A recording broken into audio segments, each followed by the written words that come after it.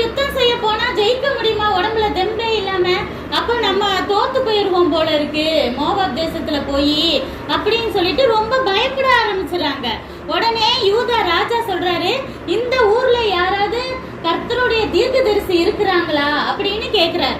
அப்ப அவங்க கீழே ஒரு ஊழியக்காரன் வேலை செய்யறவங்க இருப்பாங்களா, யுத்த வீரன், அவன் சொல்றான், இந்த ஊர்ல எலியாவுக்கு கை கழுவிட்டு இருந்த சாப்பாத் அப்படிங்கிற ஒருத்தரோட மகன் எலிசாங்கிறவர் இருக்காரு, அவர் நல்ல தீர்க்கதரிசி, எதனாலும் தேவனோட வார்த்தையை கரெக்டா சொல்லுவாரு அப்படின்னு சொன்ன.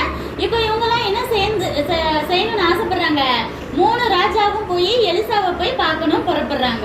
இது ரொம்ப நல்ல விஷயம். எப்பயுமே நம்ம வாழ்க்கையில ஒரு பெரிய பிரச்சனை வருது, நம்மளால அடுத்து என்ன செய்யறதுன்னே தெரியல அப்படிங்கும் போது நம்மளா நம்ம மூளையை வச்சு யோசித்து நான் இப்படி செஞ்சிருவேன், என் ஞானத்திலேயே நான் இந்த பிரச்சனையை தீர்த்துருவேன்னு ஓடக்கூடாது.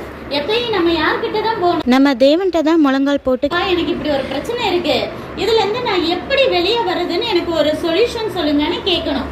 தேவனே அதுக்கான பாதையை நம்மளுக்கு காட்டி வழி நடத்தி செல்வாரு.